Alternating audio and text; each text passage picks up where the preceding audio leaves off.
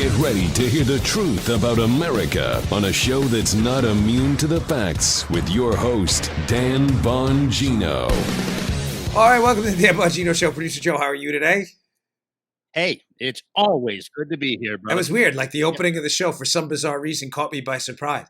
I don't know what I thought the 3-2-1 was about. Like 3-2-1, like a Jack in a Box was going to jump out or something, like a movie was going to start. Like, no, that means you. That means go. Like talk. It's called the Dan Bongino Show. It's not the Avengers Endgame. Like, there's not going to be a movie starting behind. I'm serious. I was just like caught off guard by my own countdown. Amazing. Leave that in the show. That's great. I love how we do this. All right, I got a stacked show for you today. Some very important news. There's an uprising going on in Venezuela. I'm not going to call it a coup because it's not a coup. Maduro, the socialist, savage, animal tyrant, is not a legitimate leader of Venezuela. So it's not a coup. He is a tyrant who basically took charge of his country, is not legitimate, was not voted in by a legitimate election. So it's not a coup. I got that. And I've got some hat tip Nicholas Balesi of PJ Media for an awesome interview with Ben Rhodes, Obama administration hack, who he just like nails to Ben Rhodes, stumbling, bumbling over what the Obama administration knew. It's really, really terrific video. I know you liked it too, Joe. It's good stuff. All right, let's get right to it. Today's show brought to you by our buddies at Freedom Project Academy. Hey, right now, there are 50 million kids attending America's public schools. The left isn't even hiding it anymore. They've made it clear their intention is indoctrination, not education, and indoctrinating the next generation in their ideology. Real-world skills kids can actually use, like reading, writing, and arithmetic in American history, have been replaced with social justice, gender confusion, and test-driven instruction in the classroom. Thankfully, you have a choice, and this is why Freedom Project Academy was created. Freedom Project Academy is an accredited, classical online school built on Judeo-Christian values for students in kindergarten all the way through high school. Freedom Project Academy has taken the interaction of the traditional classroom and created an online atmosphere where students across the country are instructed by live teachers in small classes who teach students how to think, not what to think. What a revolutionary idea, right? Let's get kids back to learning. Go to freedomforschool.com and request your free information packet today. That's freedomforschool.com. Enroll by March 31st. Enroll now to take advantage of the best early bird discount. And don't forget to subscribe to their weekly podcast, The Dr. Duke Show. Sorry, I had to update that. Enroll now to take advantage of the best early bird discount. Sorry, folks. Take back control of your kids' education. Freedomforschool.com. Freedomforschool.com. Man. Whoo, boy. All right. Yes, bell. That Joe was like, saved by the bell. Okay, first. Venezuela, it is not a coup. This is an uprising. The now legitimate leader, Juan Guaido, military forces have aligned behind him. It looks like we are going to see one of the more significant geopolitical events of our time today if this uprising is successful and they can take back Venezuela from an illegitimate leader in Nicolas Maduro, who is probably in hiding right now because he's a chump. I pulled a couple of key pieces of video for you. Here's video number one of forces loyal to Guaido, Juan Guaido, the legitimate leader of Venezuela, stopping Maduro's forces and pulling them out at gunpoint. It looks like there's an arrest going on here. Play that first cut. Porque los tomaron, están a favor del gobierno. ¡Libertad ahora! ¡Libertad! ¡Libertad!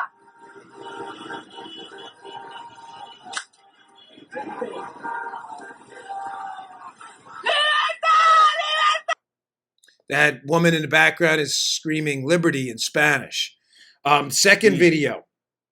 We have some pro Guaido forces defecting, walking out through a line of people who again are chanting liberty in Spanish, libertad in Spanish as they walk out. So this is all a positive, good sign. Play that video. Libertad, libertad, libertad, libertad, libertad, libertad, libertad, libertad, libertad, libertad, libertad, libertad.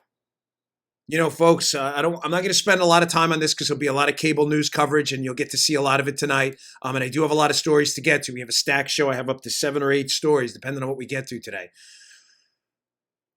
But on a very serious note, You try to put your boot on the neck of human liberty and freedom. And the inevitable result every time, it may take some time to get there, is that people are not going to take it. People were born free. You were given God-given big R rights. These are not granted by man. Man has only tried to take them away. But people will always yearn to be free.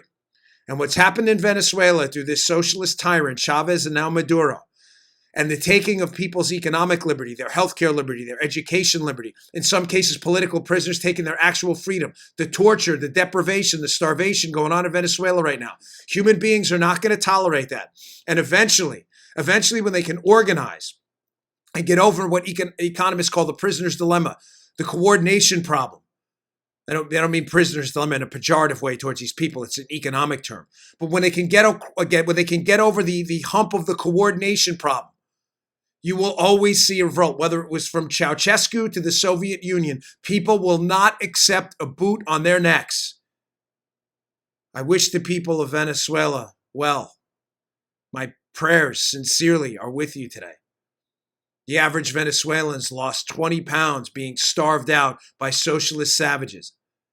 And the leftist freaks in this country and radicals who want to bring this dumpster fire of a system called socialism here to the United States. What the hell do you think these people today are revolting against?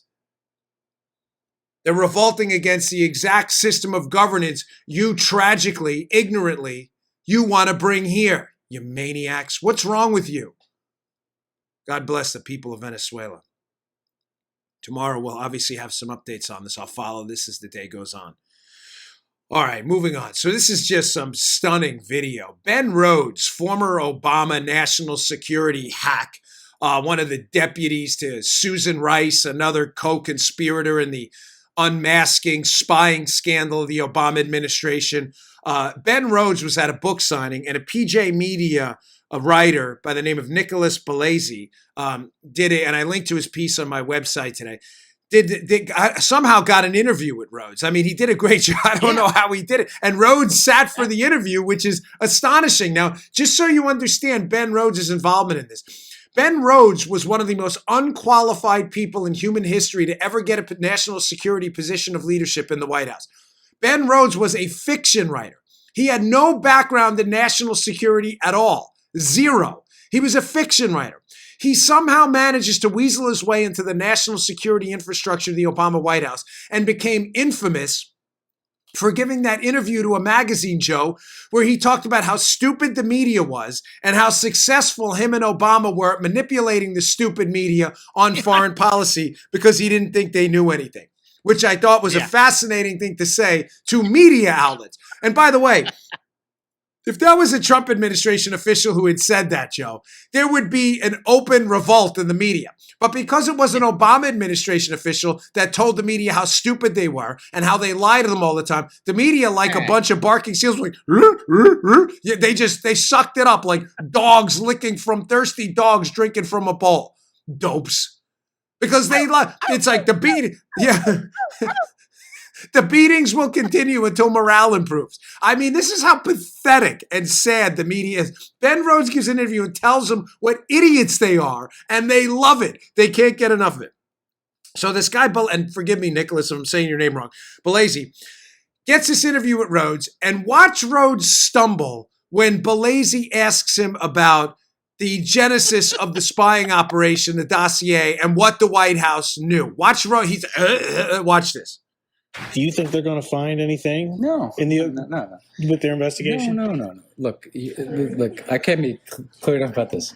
We didn't know that there was an FBI investigation of Trump. I didn't. President Obama didn't. We actually abided by the firewalls between. If there were any investigations that took place, those decisions were made in the Justice Department, in the FBI, not in the White House. They will find nothing that suggests that there was any political White House involvement in any of that. Okay. Okie dokie doggy daddy for those of you who watch True Romance. One of my favorite flicks back in the day. So Ben Rhodes, they're not going to find anything. Like, we didn't know anything. We followed the rules. We didn't know anything about the investigation. Really? Now, I've been talking about this for the last few days, but I wanted to produce the actual text and just to show you how, the lies they're so fluid. So Rhodes is working with Susan Rice in this national security infrastructure, right, in the White House under Obama. Mm-hmm. We already know what I've called Plan A. Susan Rice and the record number of unmasking requests. In other words, the wiretapping of phone calls with foreigners where U.S. citizens are supposed to have their identities hidden because you can't just spy on American citizens, regardless of who they're talking to, if they're not violating the law. Right. There's an end around about that where for national security reasons, they can unmask their identities and essentially wiretap people, which is disgraceful, but it happens. The Obama administration and Susan Rice was doing this in record numbers. Rhodes had to know about this. Now, on the big general point about did the White House know about the investigation into Trump, let's be clear, the lead here. Ben Rhodes, Obama White House didn't know about the investigation into Trump. Really? Let's produce the actual evidence right now. Here is a text from August. This is an August text. This is from NBC News. FBI text. Obama wants to know everything we're doing. Excuse me, this is the September one. From that piece, here's the actual text. Keep in mind, I'm talking about Obama wants to know everything they're doing. Right. From the piece. In a September 2nd, 2016 text exchange, Lisa Page writes that she was preparing the talking points because POTUS, an acronym for President of the United States, referring to Obama, it's September of 2016, wants to know everything we're doing. Guys, ladies, just so we're clear, Ben Rhodes, Obama national security hack working for Susan Rice, is claiming the Obama White House knew nothing about the investigation into Trump. Yet on September 2nd of 2016, the FBI lawyer working on that exact case at the time texts the lead investigator of said case, POTUS wants to know everything we're doing. Is anyone in the media even a smidgen curious about what that means? Anyone? Again, I want to send a sincere thank you to all the citizen journalists out there who have filled the massive vacuum left by the hacks in the mainstream media who've gone full-blown liberal activists, gaslight Pravda propagandists, who are not even a little bit interested about what Obama wanted to know when the FBI agents investigating Trump said, POTUS wants to know everything. There's an August tweet. The White House is running this. This is another infamous tweet between the FBI lawyers. Here it is, article from Fox News. I'll put these in the show notes today by Brooke Singman, who does good work. Grassley ripped stroke page redactions amid mystery texts. Obama's White House is running this. You want to read the exact set of tweets? I'll put them in the show notes today. Here you go. 2 days later, this is after this whole big hullabaloo about the case. Stroke texted Page, hey, talk to him. We'll let him fill you in. This is key. Internal Joint Cyber CD Intel piece for D. I'll translate all this. Don't worry about it. Scene setter for McDonough brief. Trainer directed all cyber info be pulled. I'll let Bill and Jim hammer it out first, though it would be best for D to have it before the Wednesday White House session. What does that mean? Who's McDonough? Why are they talking about Jim Comey, D in this case? In more ways than one. Some of you will get that. Jim Comey, D for director and for other things. Comey's going to a Wednesday White House meeting. They're talking about pulling the cyber on this Russia probe that the White House supposedly doesn't know about, Joe. And they're talking about a briefing with McDonough. Who is McDonough? Dennis McDonough is the White House chief of staff. But no, Joe, time out. Mm-hmm. Ben Rhodes just told us the White House didn't know anything. So these texts are clearly they're all made up, fabricated. We're just Joe edited this whole thing. Joe just made that up. We're putting our credibility on the line here. So first we have a bunch of texts. The White House is running this. The second text on that same August series of texts, the White House is running this. They're talking about a briefing with the D, Jim Comey, who is really fulfills that shortage of his title well. Jim Comey, who's going to the White House. They're talking about briefing McDonough. Second, they have this POTUS wants to know everything text just weeks later. And then we have this October exchange, again, another report from Fox News, Gregory and Catherine Herridge, about a White House meeting, another White House meeting that Ben Rhodes is telling us didn't happen. Here's the article. FBI clashed with DOJ over potential bias of source for surveillance warrant. McCabe page text. What does the piece say? Listen to this. This is a little bit longer one, this text exchange. This is between Andy McCabe, the deputy director of the FBI, and others involved in this little cabal of idiots. This is killer stuff here. Again, this is supposedly on White House meetings where that didn't happen. On October 14, 2016, remember, Obama is still the president. Lisa Page again writes to McCabe, the deputy director of the FBI, concerning a meeting with the White House. Hold on, keep that up. That's not possible, Joe. Ben Rhodes just told us the White House didn't know anything about this. So the deputy director and the FBI lawyer working on this are now talking about a meeting at the White House. Here's the text. Just called, Lisa Page says to McCabe. Apparently, Deputy Attorney General Sally Yates now wants to be there, another Trump hater. And White House wants DOJ to host. How can that be? The White House doesn't know. Goes on. So we are setting that up now. What are they setting up, Joe? I thought there was no White House involvement. We will very much need to get Cohen's view before we meet with her, talking about Sally Yates. Cohen, by the way, is the deputy director of the CIA, David Cohen. Better to have him weigh in with her before the meeting. We need to speak with one voice if that is the case. McCabe responds within the hour. Thanks, I'll reach out to David. Again, talking about the CIA deputy director. Page wrote to McCabe that, quote, the meeting with White House counsel is finally set up. Oh my God. Folks, don't worry. None of this ever happened. The White House didn't know anything, despite the fact that the lead FBI lawyer, one of them working on the case, Lisa Page, sorry, I got an itch. I got eaten alive by mosquitoes this weekend. Andy McCabe and Lisa Page are talking about a White House meeting, coordinating one voice with the White House, with the CIA deputy director, right around the time that the Trump probe is heating up and the Russiagate probe. But how is that? How is that? We heard the White House doesn't know anything. Now do you see why Ben Rhodes is stumbling and bumbling? Now, the real reason Rhodes and Sally Yates are talking now, remember we did Sally Yates yesterday, the Deputy Attorney General who hates Trump. The real reason, Joe, they're speaking out now is crystal clear.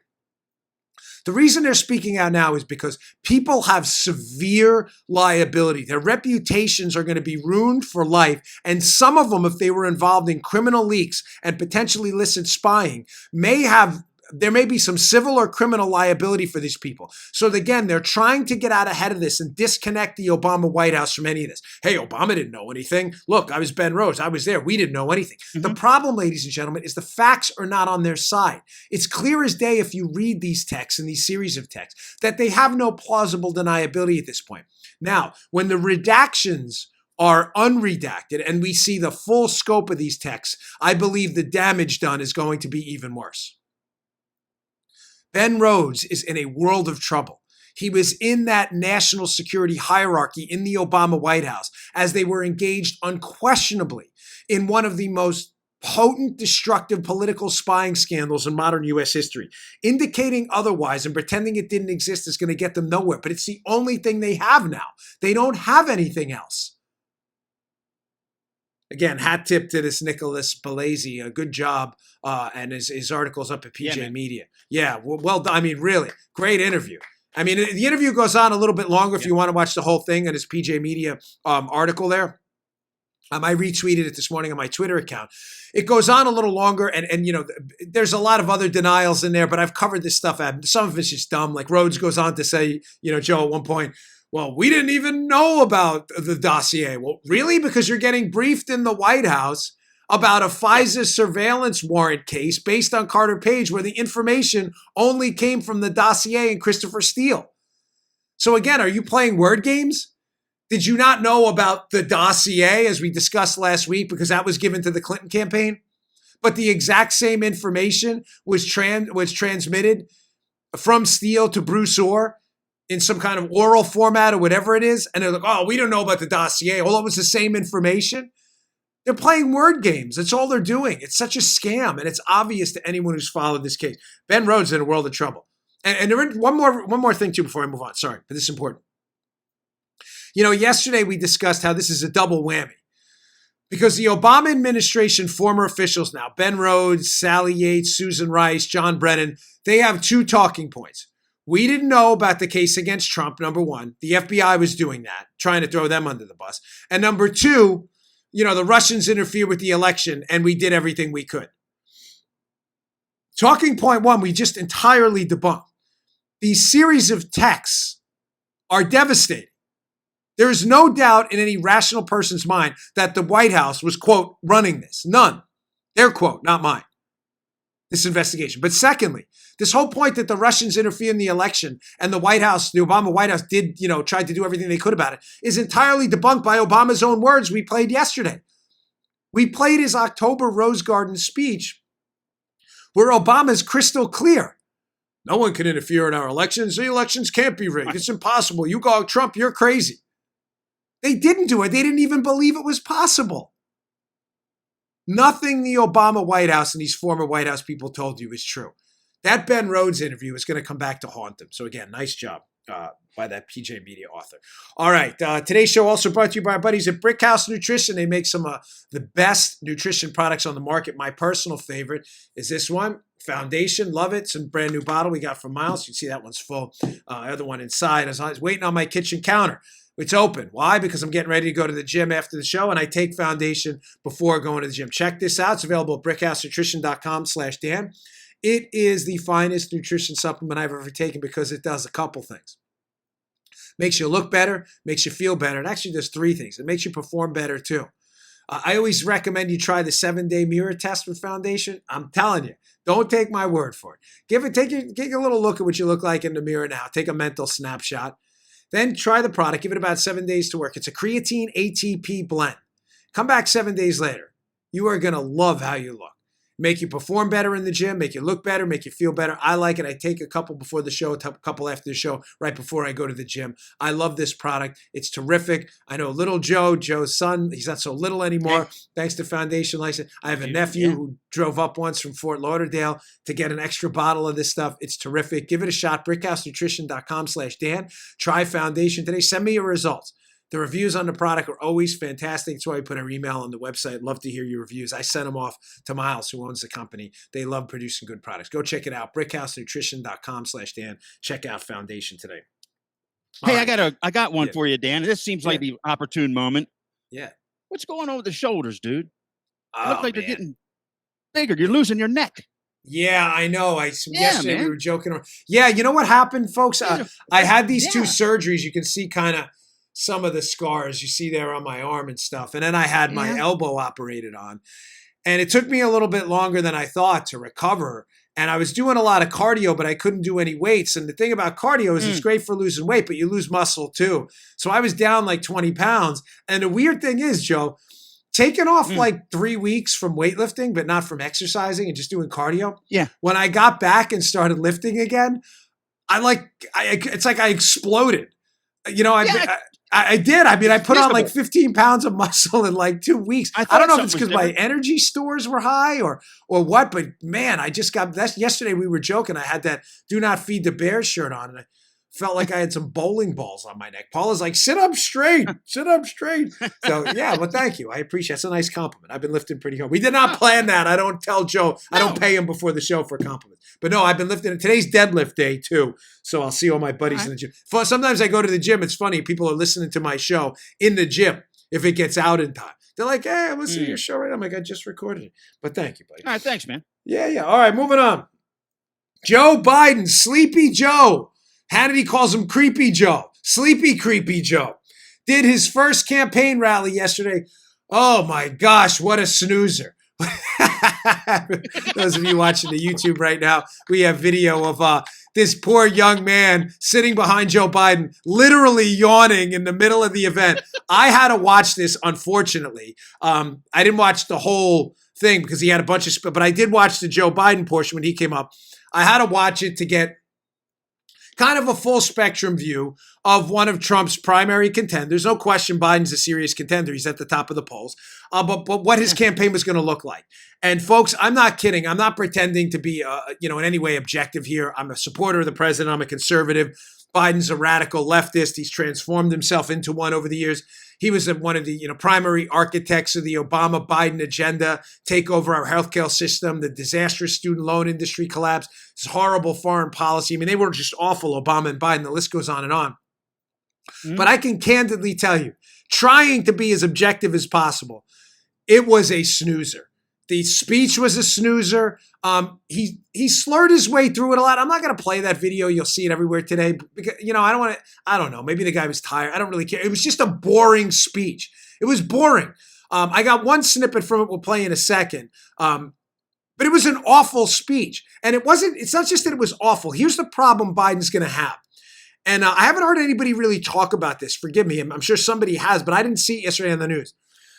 The problem is Donald Trump has reset the benchmark for what a political rally should look like. Folks, listen, I did this for a long time in my prior line of work as an advance agent, right? This is all we did for 5 years on the president's detail. You go out and you do advances with the White House staff, and you get a good flavor for what rallies should look like. And my wife said to me yesterday, we were kind of chatting, or maybe the day before, I don't remember, watching the Wisconsin rally for Trump. And Trump's getting between 15 and 20,000 people at a rally. And she said to me, when you were doing Obama's detail, what did those crowds look like? And I said in the beginning, they were big, somewhat comparable. But, 2 years in, 3 years in, they were kind of dead. By the second administration, nobody cared at all. I remember doing an elite advisor operation where I was advising a new lead advance agent in Newark, in New Jersey, where he was going to support John Corzine's reelection for governor. Corzine lost, of course, to Chris Christie. And they had rented out the Devils, the hockey team, their stadium. And it sat, 20,000 people. They expected to fill that thing up. Folks, the crowd was less than half. It was 8,000.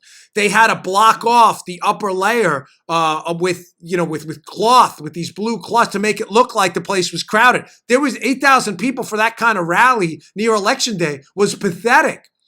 The problem Biden's going to have now, Joe, is they're covering these rallies, these little rallies at union halls and everything, where like 400 people showed up. And compared to what people are used to for this new benchmark Trump has set, where every rally he goes to is 10, 15, 20,000 people, it just looks, like boring. It just does. Yeah. I mean, I don't know what to tell you. I get it. I'm not trying to pretend I'm some kind of, completely impartial observer here, but it just looks boring. And I think Trump is going to have this counter-programming effect where he does, say, a rally a week or a rally every 2 weeks up until election season gets hot and heavy, where he'll probably start doing them 2 and 3 times a week. He's going to start filling out arenas with 10, 15,000 people. And, what's Biden going to have? He's going to be at the local Five Guys talking to four. It's just going to look bad. And campaigns are two things. They are snapshots and sound bites. They're pictures and quickie sound bites. Ladies and gentlemen, don't let anybody tell you otherwise. That's what campaigns are.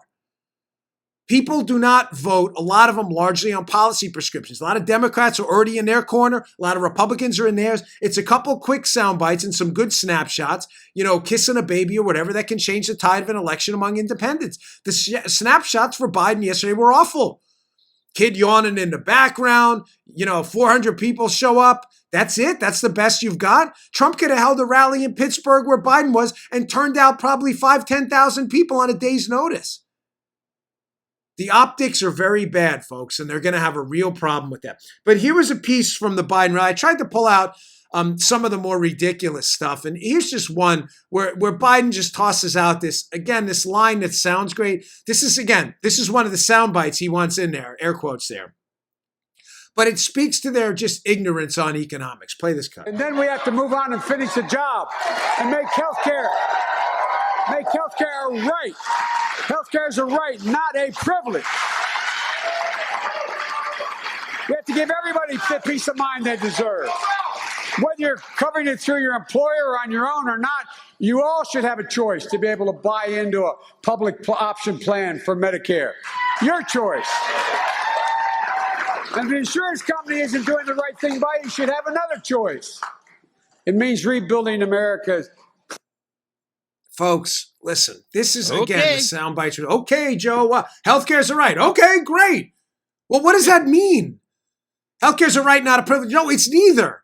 Healthcare is not a right or a privilege, Joe. Healthcare is an economic good. It is a service that is provided for by people who have to pay for the service. This is why I could never be a liberal. It requires you to suspend disbelief. It's like they're proud of not knowing anything. It's like, Joe, they think when you declare that healthcare is a right, that all the problems go away. Healthcare is a right. Okay, healthcare is a right. Healthcare, all of them. You got Bernie, you got Kamala Harris. They declare healthcare is a right, and all of a sudden, all the problems associated with healthcare, lack of doctors, medical technology, hospital beds, rent for hospitals, doctor salaries, administrative staff salaries, all of the issues we have in a normal functioning economy go away because Joe Biden gets up there and goes, healthcare is a right. It's not it's neither. It is an economic service provided by people who have to be compensated. There should be no profit medicine. Biden didn't say that, but other liberals who don't understand basic economics will say that all the time. There should be no profit medicine. So there should be no revenue stream. So you're suggesting what? Doctors, nurses, administrative staff, custodians in a hospital should work for free? No, that's not what I'm saying. Well, what are you saying? Do you live in the real world? I'm serious. It's like liberals are proud of the fact that they don't actually know anything. Healthcare's a right. Oh, okay. There you go. Problem solved, Joe. Thanks. It's the show over. Here you go, Paula. 3106. End of the show. Goodbye. Joe Biden said healthcare's a right. Problem solved. It's not a right. It's not a privilege. It is a service provided by hardworking, dedicated doctors who spend their entire life studying to help you. They are compensated for that.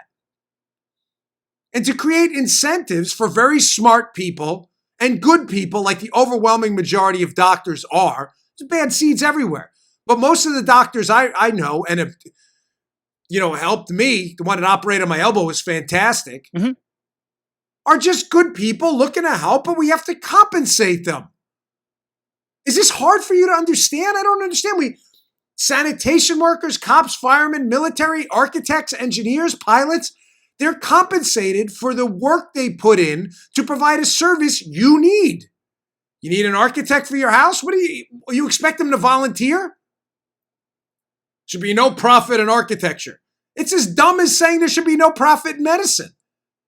So an architect goes to school for 4 years, maybe 6, and they should be compensated, but a doctor who goes to school for 10, maybe 15, when he's done with his internship and residencies, a college, maybe a master's degree here and there, the doctor's supposed to work for free because Joe Biden said so. Weird a little bit. Yeah, very weird. Thanks, Pee-wee. It does. It's very weird. That's one of my that soundbite's really growing on me, by the way. Pee-wee's got weird a little bit. You declare something a right, you confer an obligation on someone else. Whenever someone does that, healthcare's a right, not a privilege. No, it's neither. It is a service. And declaring it a right creates an obligation on someone else. That obligation, if you declare it a right, in other words, anybody, Joe, anytime can walk into a doctor's service and demand services, you create an indentured servant. You're suggesting what? Doctors should work for free? Listen, I don't want to belabor this point. I've got a lot more to get to. It's really going to be a stacked show today. But really, be proud, and I mean that. And I'm not trying to be hyperbolic or too laudatory in my audience, but you're really smart. I read your emails. They're really terrific. Thank you, by the way, to the firemen who emailed me yesterday who said, listen, you speak for us on this too. I don't know what they're talking about endorsing Biden. They didn't endorse Biden, not the firemen I knew. And to the doctors, by the way, I got an email, nice email from the doctor. But, be proud of yourself. I mean this.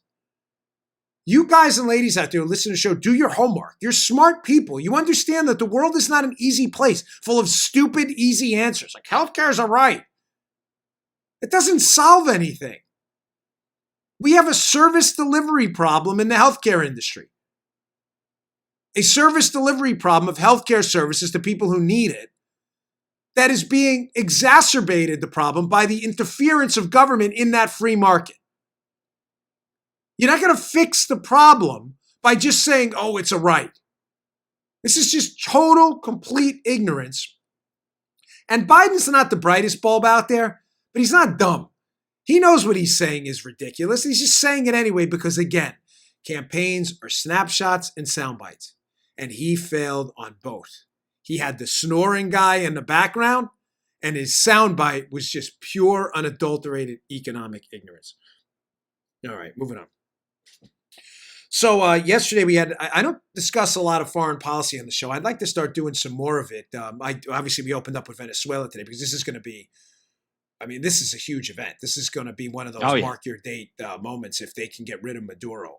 This guy is just, an animal, a disgrace, and he deserves to go. But there was also another interesting event yesterday. Al-Baghdadi, another savage pig of a human being, ISIS leader al-Baghdadi reappeared yesterday after 5 years. It's from the Daily Mail. I'll put it in the show notes. ISIS releases new video showing their leader, Abu Bakr al-Baghdadi, is alive. Makes his first appearance since 2014, hailing the Sri Lanka attacks and vowing to avenge his defeated militants. I'm not going to spend a ton of time on this story, but I do want to bring up 2 key points. There was some thought out there that he may be dead. Obviously, him citing the Sri Lanka attacks, which is obvious proof of life, right, Joe? You can't do a video about the Sri Lanka attacks before they happen.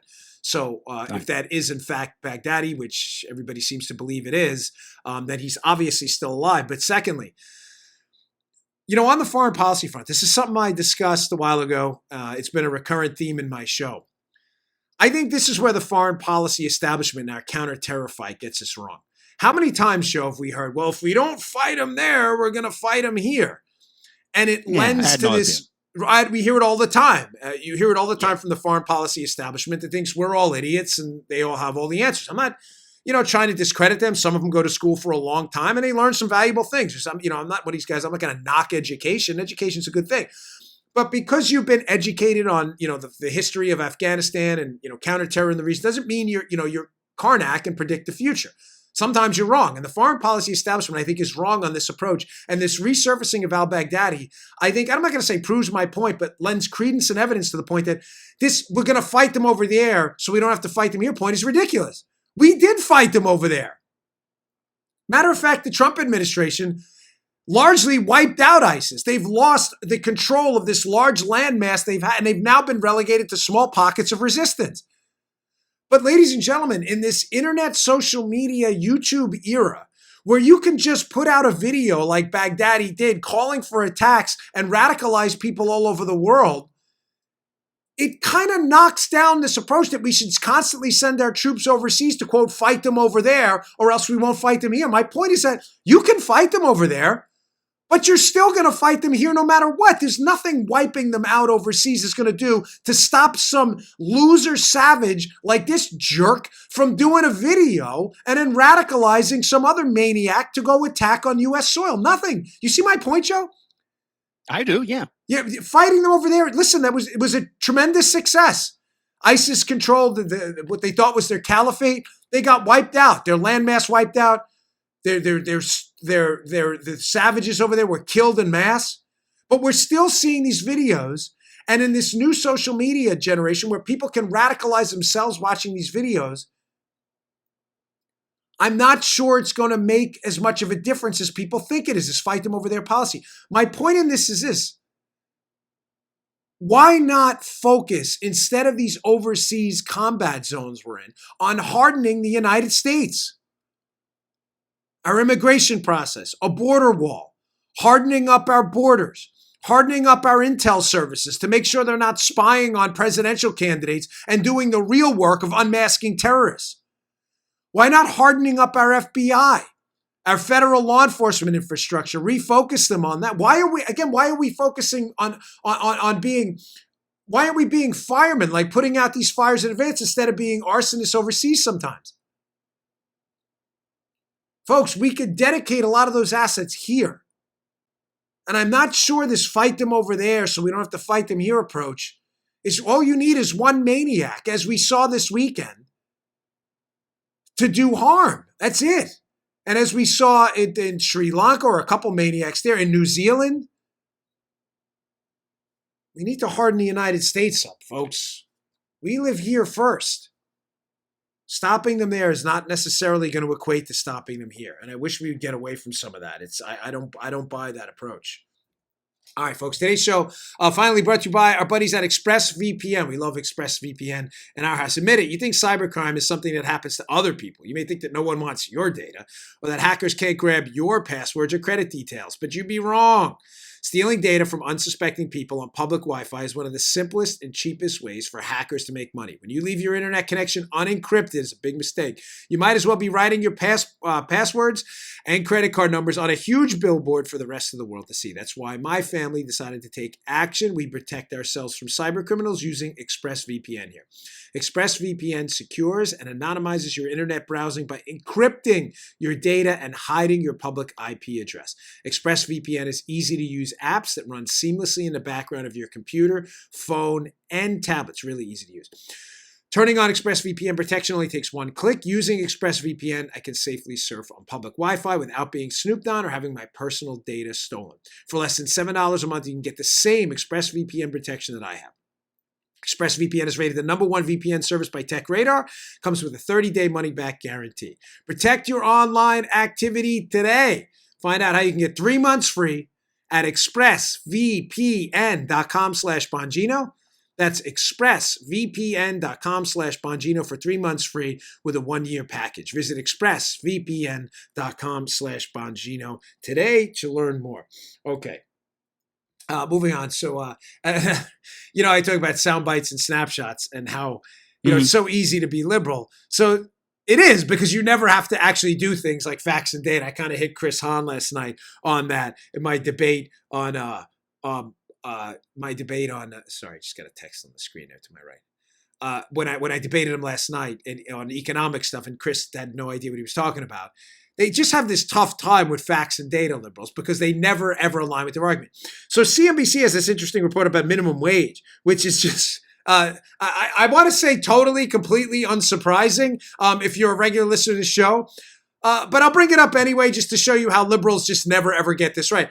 Higher minimum wage means restaurants raise prices and fewer employee hours, survey finds. Boom! Again, this is like unbreaking news. If you're Really? a sane, sentient being who follows basic economics, there are few areas of economics before the radicalization of economics by liberals where there was as fine and broad as broad consensus that minimum wage costs low-income workers. It doesn't help them. But economics has been radicalized like politics, and you have this. So restaurants responded to this minimum wage hike by cutting the hours of their employees and raising the prices for their customers. Ladies and gentlemen, you know what? I don't even want to. This is just so dumb. I can't even believe we got to talk about this on this show, but this is just the insanity of liberals. We're going to demand higher wages. Well, where's the money going to come from? It's going to come from the money fairy, of course. Ladies and gentlemen, if you have a lemonade stand, let's do this really simple, like kid logic, because liberals have a really tough time with adult logic. And hiring an extra employee is going to make you $9 more an hour because you have an extra employee and can sell more lemonade. Let's do simple terms, like a lemonade is $1, and by hiring another employee, you can sell 9 more lemonades. 9 more. So what's that employee worth to you? About $9 an hour. Real simple. 9 $1 glasses of lemonade for liberals. I'm going to do this slow like it's romperoo. That one employee can sell 9 lemonades at $1.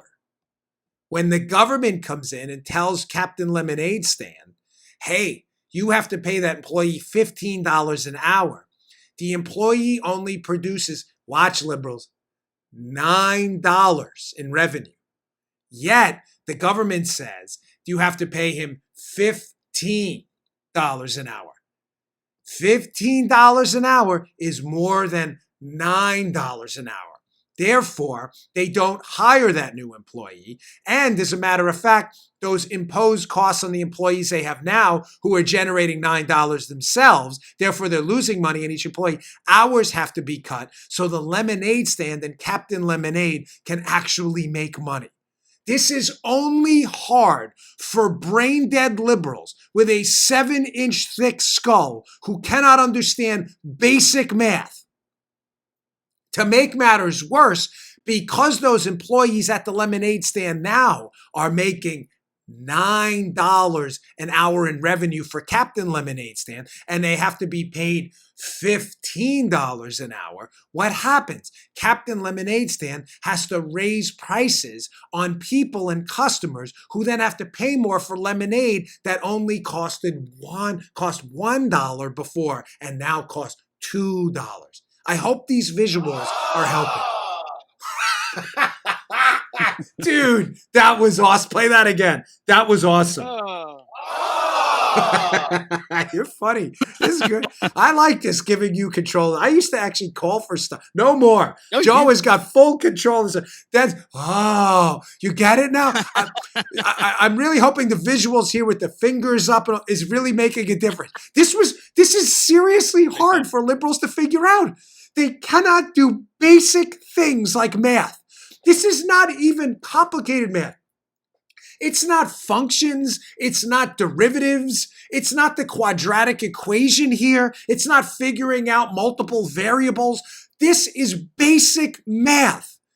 Let's raise the minimum wage to 15. Hell, let's raise it to 50. Let's raise it to 1,000. We can't raise it to 1,000. Why not? The math is the same as raising it to 15. There's no money. There's no money to pay these employees 15 an hour, so they cut their hours. Let's pay them 2,000 an hour. Mm-hmm. Oh my gosh. And sometimes I get emails from the audience and I get it. You're like, Dan, you got to be nicer to liberals. We're trying to convince me. I'm not. I'm done with that. I'm sorry. This is the wrong show. I'm not trying to convince liberals. I'm serious. I'm not.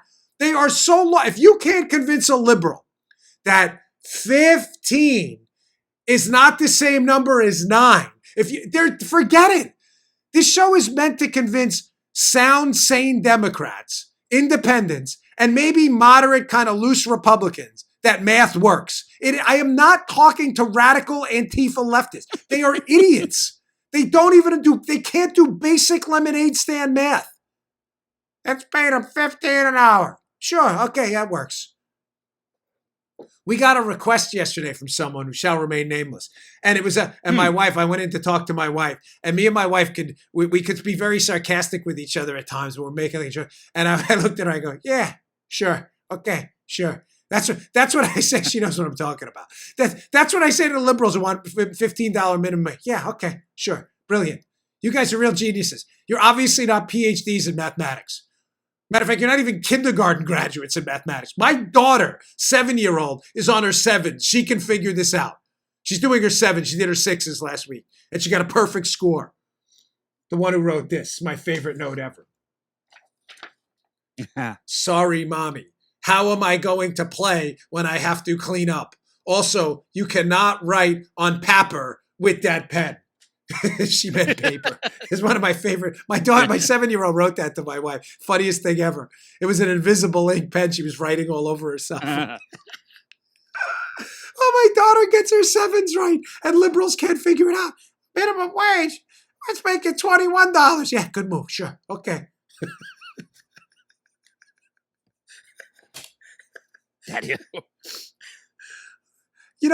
This was the one segment of the show, I'm not kidding, where before the show, I was the least excited about because it's like doing a story about breaking, water is wet, and trying to explain to sane people why you're trying to explain to liberals why water is wet. But I'm telling you, of all the segments I've done, I actually enjoyed that the most. I don't know why. I don't know where that even came from. You never know, do you? Yeah, no, I don't. Before the show, I never know what's going to ring my bell, like that Bernie impression we did a few weeks ago. Millionaires and billionaires. Oh, yeah. I just came out of nowhere, and we got probably 500 emails on people who love the Bernie impression. They're going to get those millionaires and billionaires. I don't know where that came from. All right. What else? Oh, the Waka guy. This is great. we have reached the state of peak TDS, peak Trump derangement syndrome. And I love clips like this. I'm going to play the cut first. Let me set it up, and I'm going to talk about why I think it's important afterwards, given my experience working with these media people inside the White House and stuff.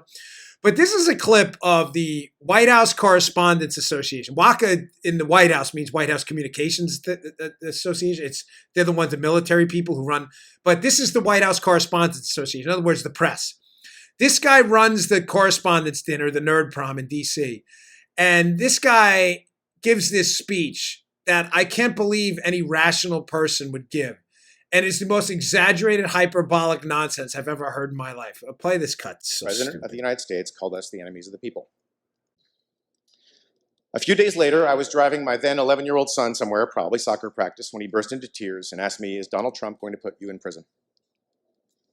At the end of a family trip to Mexico, he mused that if the president tried to keep me out of the country, quote, "At least Uncle Josh is a good lawyer and he'll get you home." Who? Oh, my gosh, with the drama. Oh, this is a press guy running the Correspondents Association, the press people who celebrate themselves at this goofy dinner they call Nerd Prom. It should be called Dope Prom for like the dopes who show up at it. They go to this thing and this self-laudatory, patting themselves on the back. I had to tell my 7-year-old son, is he going to lock you up? He's not going to lock you up, son. He's not. You know what? I wish I could fake tears. I'm not a good actor, obviously, or else I'd be making actor type money.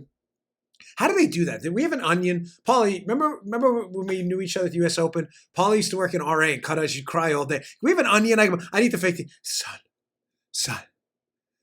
President Trump's not going to lock me up, son. And Uncle Joey or Bobby or Joey Bag of Donuts, whoever his uncle is, who's a lawyer, don't worry, son. Uncle Joey Bag of Donuts will get us out. Tears coming out. Shame! Look, I'm actually getting a little teary. Look at that. It's amazing. See the reflection. My son said to me, my 7-year-old son, are you crazy? Are you nuts with this speech? This is the most ridiculous thing I've ever heard. Now, I don't. When I used to go out, when you're the new guy on the president's detail, you get assigned to the press, okay? You're literally the press guy. Like, that's your thing. And you follow them around because once we sweep the press in the morning and make sure their equipment doesn't have explosives in or everything, we don't want to sweep the press everywhere we go because it's a waste of explosive ordnance disposal, EOD assets, right? So when you're the press guy, you get up with them in the morning when you're a Secret Service agent and you follow them around all day, and you learn a lot. And I will say this. Some of them are very nice guys. Brett Baer from Fox, I don't say that because I worked here. He was always a good dude. And there were even some CNN people who were nice to me at the time. They're not even there anymore. But a lot of them are really, really dopey. And not only are they dopey, a lot of them, they really have a case of the for reals, as we discussed yesterday. They think they are like, I don't, you know, like when you're in that situation and it's an emergency, and I want to explain this right because everybody knows what I'm talking about. But if I don't get this right, you'll be like, what is he talking about? A lot of you cops and firemen and military people know what I'm talking about. But even people in a high stress, corporate environment where you're dealing with deadlines and stuff, there's always that one person that's the drama queen or the drama king in some cases, right? Joe, you're in radio, right? When Joe was on live radio, something breaks down, right? It's a big deal. I mean, when Joe was at WCBM, if something breaks, it's a big deal. Like your only job is to be on the air on radio. People are coming in, and you always get that one guy who comes in, right, Joe? What's going on? It's not helping. Shut up and let's fix this. We had an expression in the Secret Service called, let's say, hitting the bed with an S in front of it. Okay? It's trying to keep it family friendly. That's what we called the guy or the woman who would come in a crisis in the Secret Service, which happened all the time, and would always be, they think they're in a movie. And in a movie, they see people freaking out. And in the movie, it's cool. Mm-hmm. The aliens are coming. And everybody screams. It's not cool in real life. You look like a dork. And media people, a lot of them I ran into, had this case of the for reals where everything was a crisis and they had to scream and yell about it or seem like everything was so pressing. It's not pressing. Everybody chill. I will never forget being in Indonesia where We thought we had, I'm not kidding. I was doing this advance for Obama, and we thought we had a potential assassin in the hotel. I actually write about it in my first book. Right? We thought we had an assassin in the hotel. We had all this video of him doing crazy stuff, and nobody was freaking out. We had this expat guy. He was the security guy. We figured it out, and we handled it. Everybody chill. We had a flat tire in one of the limos once when we were with Obama in Martha's Vineyard. One of these agents mistakenly ran over. There was a stop sign that had been broken off, but the spike was in the ground. So he's parking a car. All we hear is the tire literally exploded. Exploded off. The spike was like this big. It wasn't a small hole. And we had this one guy. The tires. Dude, chill. Obama's out biking. The bike guy's got him. We change the tire. We get the jack the car up. Take the lug nuts off. Break the lug nuts before you jack up the tire so you don't break the lug nuts and throw it off the jack. You take the tire off. You replace the tire. It's not hard. I'm doing my best Sebastian Maniscalco. My wife loves him. You ever want to see a comedian? It's funny. You take the tire off. You put the new tire on. You chill out. Go have a Coke in the car. Everybody calm down. Everybody. I said to Maniscalco, have a Sanka. Everybody chill. My gosh, the drama. I can't take it. I've seen this my whole life.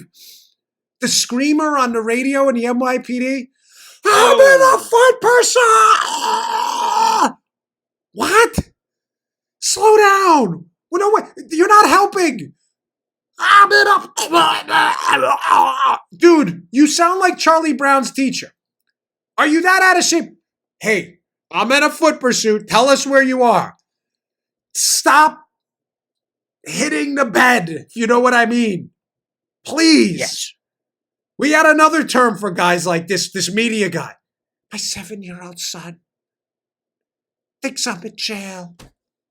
I gotta get a lawyer, Uncle Tony.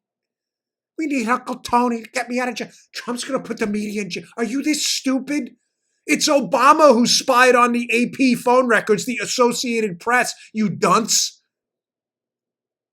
Someone get this guy, a sociologist or a psychologist, please, to walk him through like how these things work. This guy has no social IQ at all. Look at me. I thought I was going to jail. Oh, calm down. We had another term for guys like this. We used to call him that guy.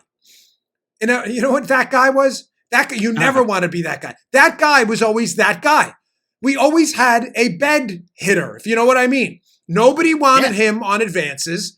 And when he was on advances, you'd get this sheet, right? Here's the sheet. Sheet comes out with your advance team. You're a lead advance agent in the Secret Service. Sorry to keep hammering my work history. I try not to do that too much. But it's important in this case. You get your names. You're the lead. You're at the top. You get a site guy, airport guy, logistics guy, motorcade guy. And then all of a sudden, Joey Bag of Donuts, the bed hitter. And you're like, oh, you're in the workroom. You're right outside. We had a workroom outside the White House across the street. And you look at your buddies, you go, there's that guy again. There he is. There's that guy. You call ops.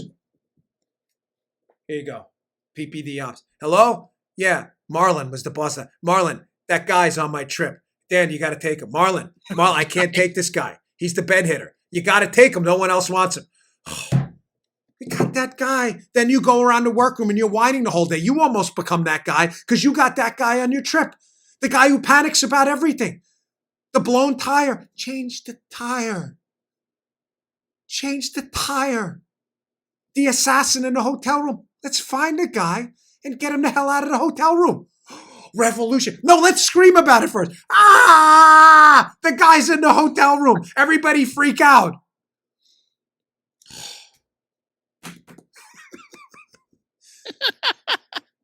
Can we come? Paula, should we title today's show, Don't Be That Guy? Don't be that guy. Ladies and gentlemen, I'm going to wrap today's show on this. If there was ever a lesson in, what are we at, show 969, Joe? Is that right? Joe and I have now been doing 969 shows. We are almost at 1,000 hours of content for you. Actually, 1,001 soon, because our first episode got deleted from SoundCloud for reasons that we shall not talk about now. But we have done nearly 1,000+ hours of shows, okay? Soon, coming soon, 1,000 hours. And if there was one lesson, it is today. We will end today's show. Please, don't be that guy. I'll see you all tomorrow. All right, today's show is brought to you by our buddies at Brickhouse Nutrition. They make one of the finest nutrition supplements out there. Hey, here it is. Field of Greens. Field of Greens. Now, you'll notice that's empty. Why is that empty? Just like my bottle of Foundation, their other great product. I use this. This is the finest fruit and vegetable supplement out there. This is real food, Field of Greens. This is not cheap extract. This is real ground up, healthy fruits and vegetables, the key to a long, great, healthy life. Your cognitive abilities look better, feel better, perform better. Field of Greens, it's your fruit and vegetable insurance. I love it. Use the product twice a day. It tastes great. This is real, healthy, high quality fruits and vegetables. Think of it as your fruit and vegetable insurance for a long and healthy life. Go to brickhousenutrition.com/Dan. Pick up a jar of Field of Greens. This is empty. I need some more because we use it, me and my wife too. Field of Greens, available at brickhousenutrition.com/Dan. That's brickhousenutrition.com/Dan. Pick it up today. You just heard The Dan Bongino Show. You can also get Dan's podcasts on iTunes or SoundCloud. And follow Dan on Twitter 24/7 @DBongino.